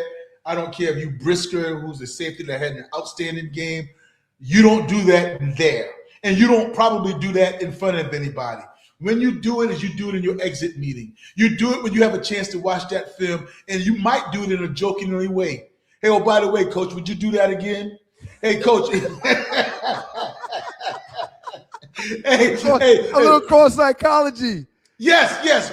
Coach, are you comfortable with the decision you made? Or have you thought about whether you would take it back, or do you have another play you might have gone with there? Because you don't want to be almost that you're second guessing him. Although you might be second guessing him, Stu, you don't want to come across that, hey, I would have done something different. Right. Because again, how many players that you know, how many locker rooms that you've been in, defense, offense, what have you, and you played both sides of the ball, I know for a fact, very good hands you had. How many players would have said, no, coach, let's kick it? So everybody would say, let's go for it, especially the Monday morning quarterbacks or the Monday morning people that are, that decision doesn't come down to them. Right. That they don't have to, it's not on their shoulders to make that decision. So he was going to have to live with it. That's why he pays the big money. That's why he's the big dog on the block. But yeah, I think Caleb Williams in a meeting next year or even this offseason said, coach, have you thought about that play, man? What would you have called if you had went for it? Something like that, Stu, but not challenging him in terms of you made a bad call. Getting ready to wrap things up in the Huddle with Joe Ham. I am One Life Stu, Ryan Stewart. Please remember to like and subscribe to the platform and to the show. Please remember to pass the word to all of your friends and family that you may talk to let them know that the gift of the Two Live Stews is back. Pick the Super Bowl, Joe. We know who the Final Four teams are: Seahawks, Broncos, Rams, and I always do this when it comes to all the Patriots. The Final Four teams that's standing. Pick the Super Bowl, Joe. Yeah, well, I'm a prisoner of the moment. I like what you've done in the past, and I like your pedigree and the resume, and I'm a big fan of been there, done that. And Sean McVay has been there, done that. His quarterback has been there, has been there and done that. So it's going to be tough with the Seattle Seahawks, but I am going with the Los Angeles Rams, going to Seattle, which is a division foe. That what about the wrinkles? What are you going to show these guys or somebody else in the third matchup that they hadn't seen yet because they have you scouted? Don't even look at this season, just the games this season. You have a history of 2 seasons worth of these two teams playing each other and the tendencies. So it's going to be all about the Jimmys and Joes. Who's going to make the plays? Who can physically one-on-one win their matchup? And I'm going with Matthew Stafford and Sean McVay. Primarily, Stu, because I don't have all that much confidence still in Sam Darnold. And I know what he did the last time we saw him on prime time when they tied the game up. They scored a touchdown late. And instead of going for field goal, they went for 2, and he won a humongous game on national television. I just don't trust him quite yet. He might earn my trust this year or this particular game in championship Sunday. And I'm going to the Patriots. Yeah, go ahead.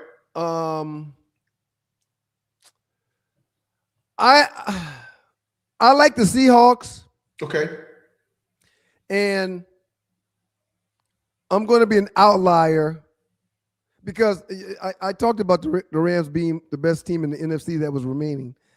I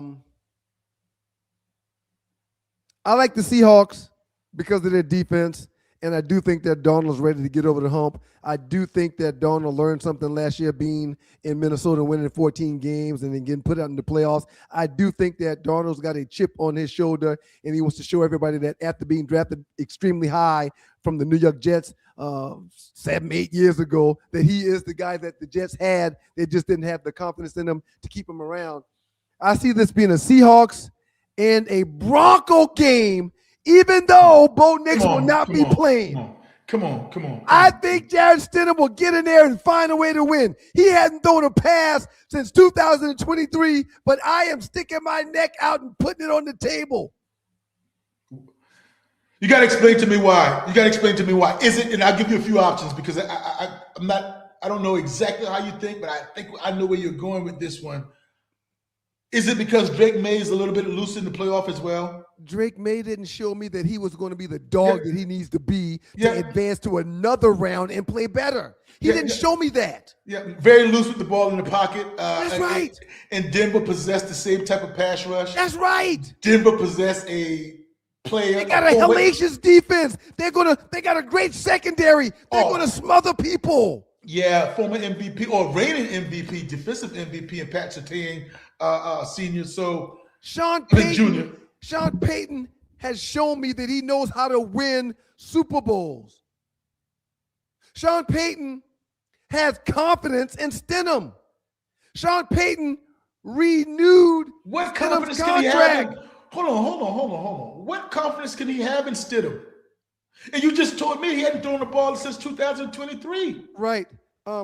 He has boasted with the utmost of confidence, and he did it in the post-game presser after letting everybody know that Bo Nix was not even going to be able to play. He's got to do that, Ryan Stewart. And he said he's always had confidence in his number 2 quarterback in Stidham. He said he's ready for the challenge.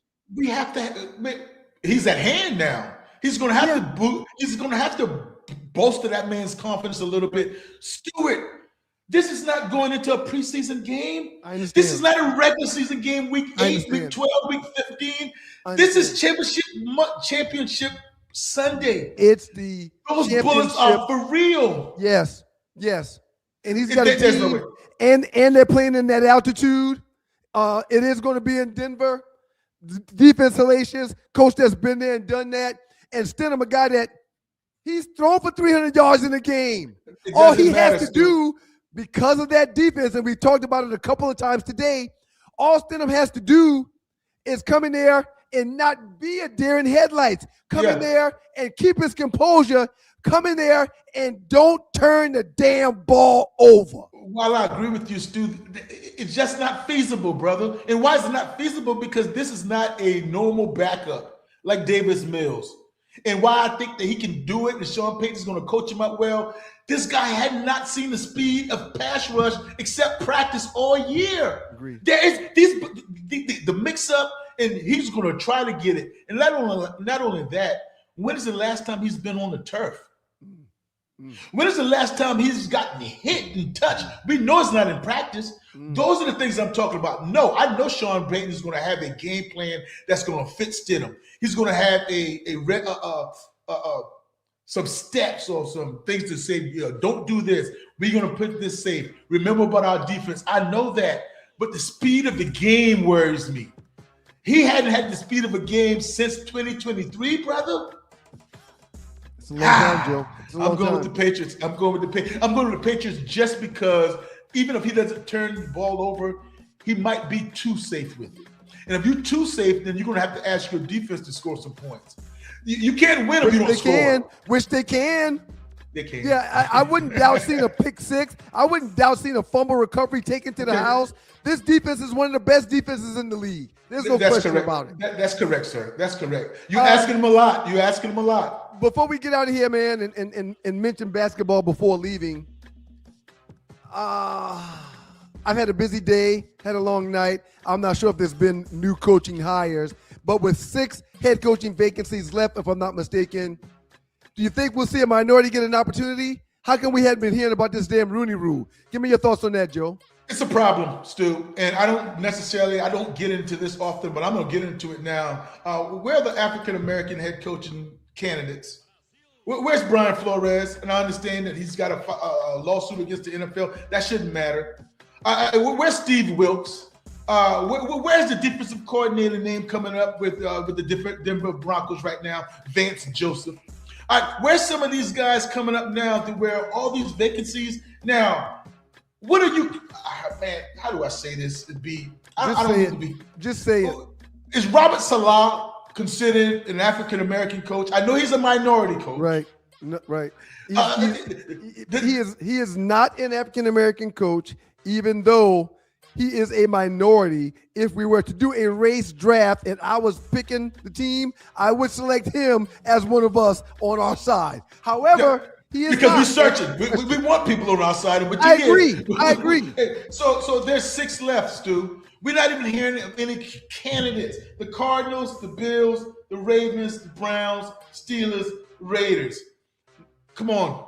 Now, the NFL has a chance now I don't want them to say you must hire this guy or you must hire that guy, but it doesn't seem to me like this Rooney Rule is getting it any better. Now, it once was that we had more African-American head coaches or minority head coaches, but it's tapered off a little bit. So we got to speak more of it, man, because we got more guys in there coaching wide receivers, special teams, defense, offense. Where are those guys when it comes in terms of getting in the mix, getting interviews to be head coaches? Come on now. You got a chance. We have a chance to make it happen. Wrapping it up in the huddle with Joe Ham. I am One Live Stu, Ryan Stewart. Like, subscribe to the show and to the platform. Make sure you catch the 2 Live Stews tomorrow morning at 7 o'clock right here, where Joe will be filling in for me as I'm going out of town to celebrate my wife's birthday. You know, got a birthday girl in the house. Very excited about getting away with it for a little while without the kids. Happy birthday, JP. I will share your sentiments, sir. In the world of the NBA, very, very lackluster performances. No real storylines to follow to date. Hopefully by the time that the Super Bowl is over, things will be more interesting and things will hit a stride. Not very entertaining to this point. Give me your thoughts on what's going on in the NBA, because you and I have been talking about it while watching games every single night when there's no football on. It just seems like there's no it factor right now in the National Basketball Association. Yeah, we have to create it, Stu. I don't like creating, excitement about basketball. And now is not the time that we would have something on the rundown to say, hey, let's talk about Wembanyama and let's talk about the comeback that the Houston Rockets had last night. Great game. That would normally be, great game. Great game. But again, it's not the overall stat line. Are we missing a superstar as far as the face of the league? Now, I know there are superstars in the NBA. There are plenty, at least 5 of them, right? Mm-hmm. But are we missing a LeBron storyline? Are we missing a Steph Curry storyline? What about, it's not a big deal that, Jimmy Butler tore his ACL. So, hopefully he, speedy recovery. It's just not. He's done. It's just not fun right now. Yeah, right. He's done. He's not going to return to the same Jimmy Butler. It's just not fun right now. And those guys are not playing with the same enthusiasm I like for them to play. It's almost like they're coasting through this and waiting for after the All-Star break or teetering around. Will I be here? Will I get traded? Trey Young going to Washington didn't even move our needle. Right. No, it didn't. And when losing doesn't hurt, I'm watching a Knicks team because I'm a Knicks fan. I watch those games every night. Ooh, I can't wait to bring that up to you later on, man. When losing doesn't hurt, it's like winning doesn't excite, okay? And there's a hard truth, in my opinion, when it comes to what's going on in the NBA. Say that again for me, Sue, please. I like it. When losing doesn't hurt, referring to my Knicks, winning doesn't excite. It's like blah. Yes. One of the hard truths is very simple to me, in my opinion. You can't build storylines if your main characters keep disappearing. Cat Williams has just been like, this dude making $60 million. Cat Williams has just been like, Yeah. Jalen Brunson's been good, but he's not been good enough for us to find a way to not break a 9-10 game winning streak. Yeah. It's almost like everywhere. Talent is everywhere in this league, but the identity is not right now. Man, you're preaching now, brother. God, you're preaching. Buy into a roster if the roster feels temporary. We're talking about all these superstar players like Ja Morant, Ant-Man, and other superstars that teams may be moving. Mm-hmm. Fans want close games, late game drama, defensive pride, and not track meets every night. I want to see you when you're on a 1-on-4 fast break because you stole the ball, but they got 4 defenders back. I want to see you not pull up and take a 3 when you don't have nobody that can get a rebound. It's a 35, 36% shot. Why are you jacking it up and there's nobody that can rebound it for you if you miss? LaMelo Ball the other night, Stu, did a crossover where his defender stumbled and he had a clear path to the basket. And he did a James Harden steppity back to the 3-point line. To the 3-point line, my brother, took a 3, yanked a 3. So that's what he's watching. It's almost, including your New York Knickerbockers, it's almost that I can't wait till the playoffs, and that's when I'm going to turn my switch on. It's almost like they're coasting. This is boring to them. And they don't see it as entertainment. And that is why you're going to turn a lot of NBA fans off, or not you and I, because we genuinely love sports and we're going to watch regardless. We're going to watch. How are you going to engage the new fans and show them it's more than just about money? Because, Stu, not to get long-winded, LeBron James he's missing his first All-Star game starting role in his back burner news. Yeah, right? I mean, this is huge. I mean, the All-Star game is about to come up next month, and the All-Star team starters, they were named yesterday, and it's almost, secondhand news, my man. Right. I remember when Jordan, in a similar situation, was with the Washington Wizards, made the All-Star team, but he wasn't voted in to be a starter. Immediately, one of the starters in the East was like, I'll give him my spot. I think this might be his last hurrah. I'll give him my spot. It was a major topic of discussion. And as you just mentioned, sir, I'll help you out, partner. We hadn't even talked about LeBron not being the starter this year in the All-Star game. I'll help you out, brother. That was Vince Carter. It was Vince Carter. It was high-rising, half-man, half-amazing Vince Carter, man. I mean, the NBA is as talented as ever right now, Joe. Yes, it is. But it's less tension. Until the regular season truly matters and stars are playing consistently and there's rivals that are allowed to breathe, the league will keep feeling like it's just flat, and that's a problem. That's a problem, brother. That's a problem. And I'm not feeling sorry for not bringing it up. I'm not feeling sorry. I'm just saying it's a little bit of, I don't like the feeling. That's all. Right. Joe, do we know anything about college basketball right now? Because just as irrelevant as the NBA seems right now, it's the same thing right now in the world of college basketball. Please share your thoughts on that. You and I are going to have to do our homework, and we're going to have to do a crash course before March Madness. All right, who's the number 1 team in the nation? It's Arizona. You know why I know it's Arizona? Because I keep on looking to see if Bryce James is going to play, which he's not playing. He's just going to get redshirted. Yeah. Who's the top 5 team?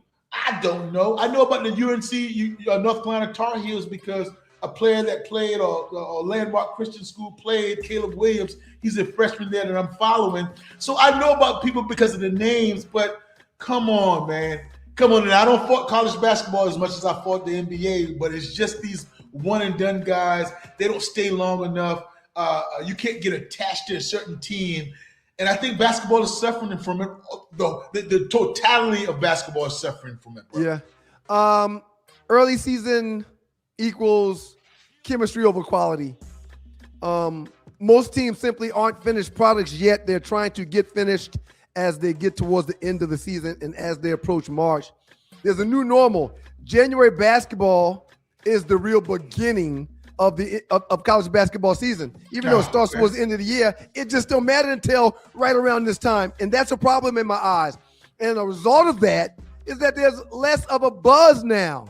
And there's more chaos later once that tournament does start. I mean, sloppy offensive play right now and all these missed shots. It's ugly basketball, and that happens early, and we don't want to see that. Don't want to see it. And so it makes me go to the point that if we're on this platform and we're talking later on in end of February conference tournament and also in March Madness, the NCAA tournament, somebody would be lying to us if they were saying that I watched this team all year. I agree. Or I was following this team all year. No, come on now, because you and I, we love it. And we're trying to follow it, but it's just hard. It's just hard because, you remember Saturday basketball? What about Tuesday night? Even Tuesday night, you want to find good games, but you can't find good games or you can't follow it. So it's a problem, man. I'm a little discouraged. The Duke Blue Devils used to be a villain in college basketball. Teams that like Duke vilified UNC. Without a clear villain or favorite, it's like sports gets quiet. I do believe this, man. March success is being built quietly right now, but I used to love the build up to March, and I just don't see much of that right now. Can you imagine how we got to do our bracket? We got to guess our bracket. You got to guess it. We're going to have to guess it. We're going to have to guess it because you're going to look at seeding to make a decision on who you like. 5-12, right, 7-10. Some of those matchups where perennially you get an upset is how we're going to pick our bracket. In November, when it comes to college basketball, we're still learning. In December, when it comes to college basketball, we're still sorting teams, trying to figure out who's going to do this and who is that. In January through February, we should see some separation in the better teams versus the worst teams and the teams that's going to ultimately be playing in March Madness. And when it comes to March, there should always be chaos. Yes. I don't know if we're seeing that right now, Joe. Well, I'm not seeing anything right now because I'm trying to watch it, Stu, and it's just hard. It's been very, very tough, man. It's very tough. But the chat is going to want it. Our listeners are going to want it soon. We're going to have to bring them to it, and so we're going to have to jump into it. But I just don't know when. But definitely when football is over, because that's reigns king in the offseason. And that's not good for the NBA because football is year-round. They're going to have the combine coming up soon. Right. They're going to have free agency coming up soon in football. So what are they going to do? And baseball is going to be coming up soon as far as a report in the spring training with the catchers and the pitchers. So if basketball don't start to get their stuff or to get their ducks in a row, they're going to be in there in the third best sport and the fourth best sport. I'm going to call myself out because I've been very transparent. Got 3 kids over here. Very busy, still a football head, and it's still football season. So I hadn't dug in to literally do my due diligence when it comes to March Madness and who's doing what. Sir, I'm not ashamed to tell it. I'm going to be honest. Everybody listening to the show. We'll end with some chat messages here in a second. I forgot that Bronny James was even on the Arizona roster until you mentioned it just now. You should be ashamed.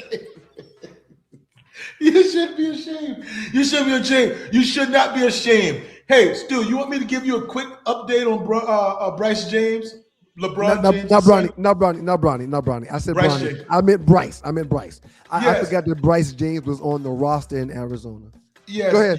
I'm listening. You want me to give you a quick update? Well, Arizona Wildcats, they're the #1 team in the nation. Yep. All right. And Bryce James has not logged one single minute the entire season. Wow. And they've blown out quite a few teams. And it was because their coach said, I think maybe game 4 or 5, that he was in a developmental stage and that he was going to redshirt this year. And I'm not quite sure, and I'll do the research for next week.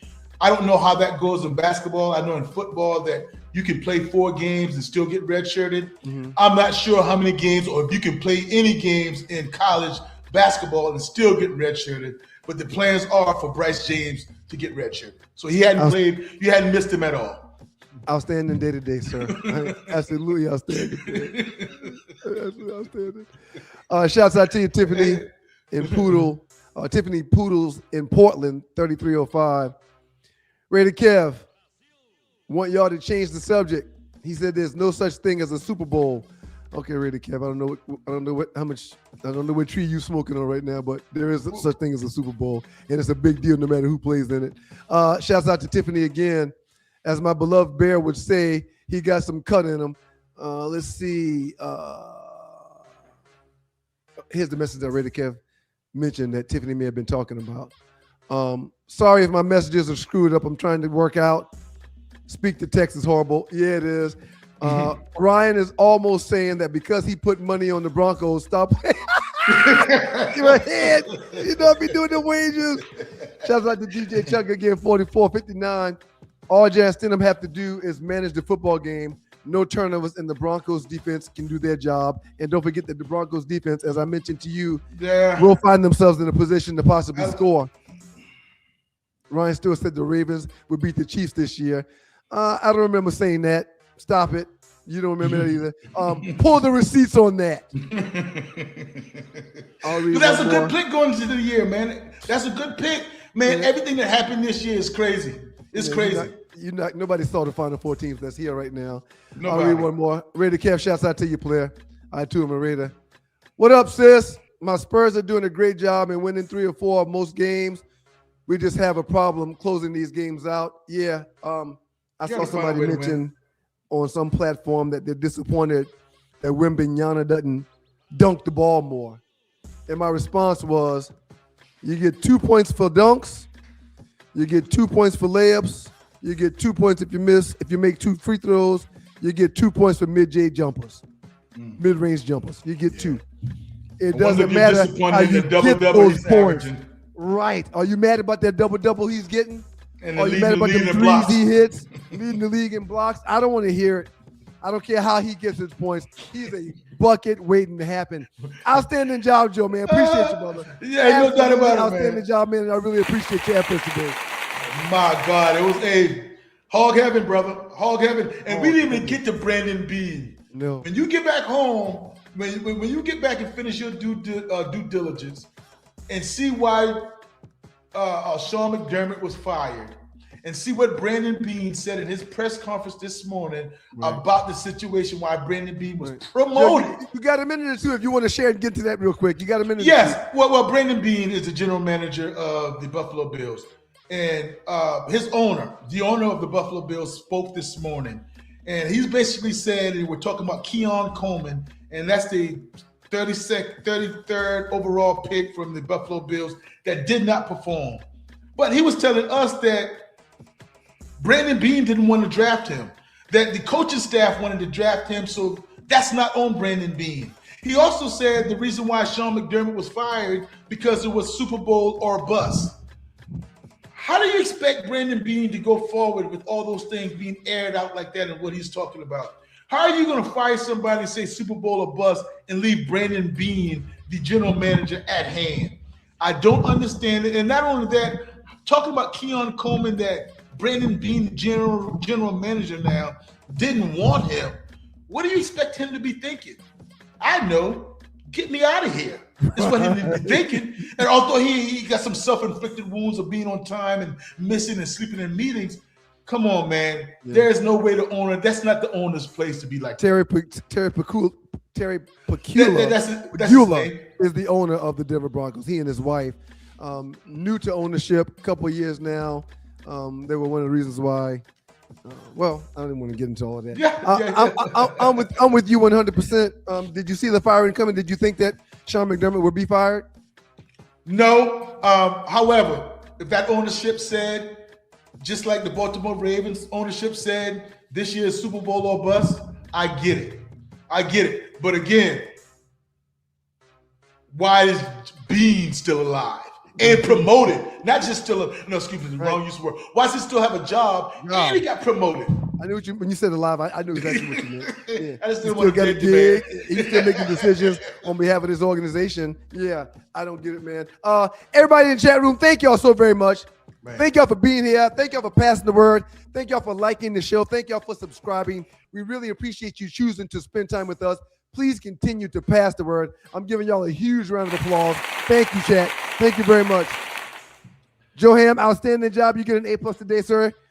Wonderful job, sir. I really appreciate it. There were no man. field goal kicks today. No, oh no. I'm deeply saddened that college football is over and the NFL is coming to an end. I'm deeply saddened that the season was so amazing and we're about to have to move into basketball and not have football. But man, has it been good. Man, has it been good. It's been an outstanding season with you on In the Huddle with Joe Ham. Thank you for continuing to teach us all while we talk about it all, because your insight as a quarterback and as a Heisman Trophy runner-up and as a guy that played in the league behind Peyton Manning, your insight is something that we just can't get anywhere. Thank you for taking us in the huddle, Joe. We really appreciate it. No doubt about it, brother. God is good all the time, and all the time God is good. If you don't know him or need to find him and show him love, make sure you're showing him love, because that's all he's showing you. We'll be back next Wednesday doing the same thing at the same time.